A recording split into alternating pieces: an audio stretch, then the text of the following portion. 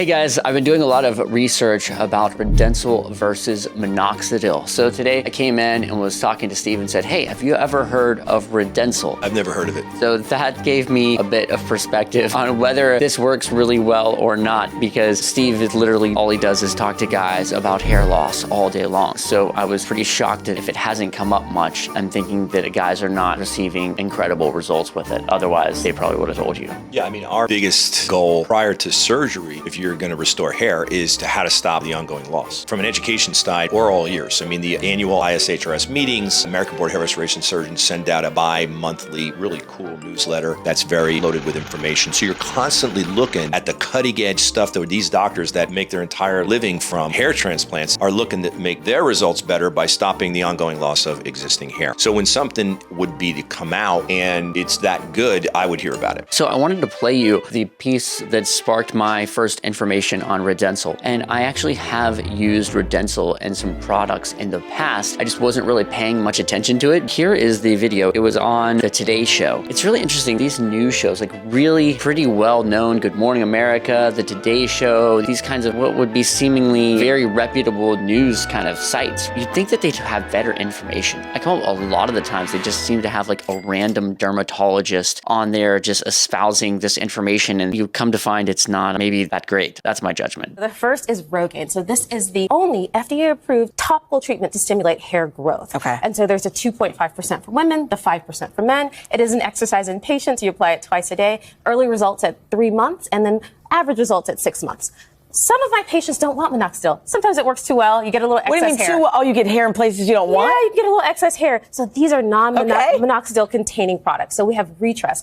All natural botanicals helps to stimulate hair. Do you just, let's say you're balding in the middle. Do you just put it applied in that one spot? It's a nice serum. You put it on the affected areas. Okay. Then there's Lambda Pill. So this is a product by a company called Isden. It has something called Procapil in it. So this helps you reduce that aging process. So reduce premature hair loss. And then there's Kitsuji, which has an ingredient called Redensyl. And Redensyl has been shown to give results similar to Minoxidil without the irritation, without the excess. Here's a question. Once you start using any of these, do you have to constantly use it for the rest of your life? You do, because this sort of hair loss is genetic, so you can't change your parents. So you heard the dermatologist say that Redensyl has been proven to show similar results to Minoxidil. And when I heard this, that's what really got me intrigued, is when I'd watched this video. And so I started doing a lot more research on Redensyl versus Minoxidil. I came across this on Dr. Alpana's site. It says, Redensyl is a hair growth ingredient that stimulates stem cells and hair follicles to promote hair growth. It is derived from plant extracts and is considered a natural alternative to medications like Minoxidil. Redensyl has been clinically proven to reduce hair loss and improve hair density. I started doing a bunch more research and a bunch more Googling and trying to find these clinical studies about Redensyl. There was a study that said that it was more effective than Minoxidil, but then it actually didn't show what percentage of Minoxidil had been used, if it was 2.5% or 5% Minoxidil. It really didn't say much else about the study, but that was the closest thing that I was able to find. So if you guys have some links to some clinical studies that I can read about this, that'd be great. I mean, I did a lot of Googling and I wasn't able to find anything that was super convincing. Just based off what people are saying, I'm guessing that there's some kind of benefit to Redensyl. I would sort of think that this is in the range of things that could help, but probably not in the range of replacing Minoxidil. I'm kind of thinking that it's in the finasteride, dutasteride kind of range. At first, that's just the thing you really should do. Minoxidil being next after that. And then if it's more of an extra kind of thing that you want to really give your hair a shotgun kind of shot of everything that could potentially help it, then you start getting into low-level laser therapy, and then maybe something like Redensyl and ketoconazole shampoo and those kinds of things. There's kind of a list, I feel like, of definitely the most powerful to the lesser powerful, but probably still do make some kind of a difference. Yeah, I mean, anything that can help, I'm a fan of. Yeah. We know that. I say that all the time. There's a product that's out there, I can never say it. So it starts with an R and a U, and then it's a bunch of numbers. Yeah. I've got some guys, mostly in the Northeast for some reason, that are like huge, like, you got to share this with everybody. And I'm like, absolutely. Let's all try it. I personally have never tried it because I'm using the oral Minoxidil and the oral finasteride. But I think that what I'd like to say about this is that if it's working for you, by all means, continue to use it. No question about it. Skeptical wise, does it work or does it not work? I feel compelled to do the homework for you. And if you've got a gun to my head, I'm going to tell you that you've got to get some sort of minoxidil orally because it's easier to use. Anything topical, even though it's,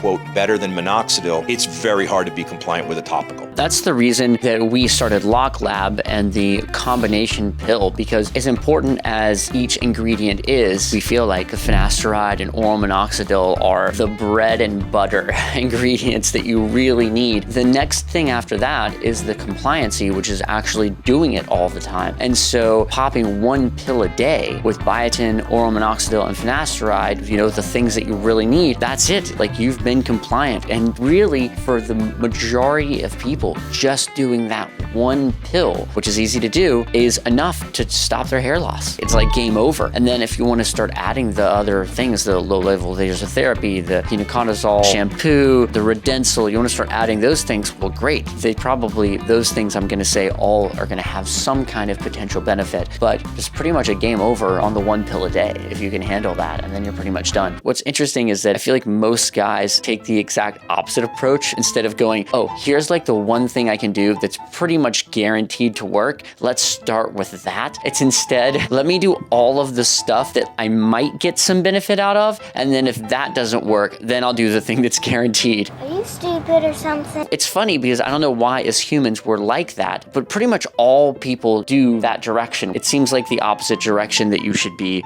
working in, right? I don't know. We will never stop working hard for you. David and I work really hard at trying to give you really good information. And I think it's the old 80-20 rule. 80% of the results are going to be got in anything in life by 20% of the effort if you work smart and hard. What we're doing is putting it out there that we're telling you right now that if you get involved with any kind of topical, you got a challenge on your hands because the statistics are there. The history's on our side. We know that if you're 22 years old, you start using a topical, there's probably not going to be a whole lot of compliance at 26, 27. So cut to the chase. I mean, you're welcome to try anything you want, and we're behind you, but we know what works. So that's really what this is all about. The Redensyl sounds like a great idea, but don't take away my oral finasteride and my oral minoxidil. That's the way I feel about it, David. If you want to lock in your hair for life, go to locklab.co. It's a simple pill for a great head of hair. You know how passionate we are here about helping you guys get the best head of hair that you possibly can achieve and keep it for life. And that's exactly what we are doing with Locklab. Locklab.co.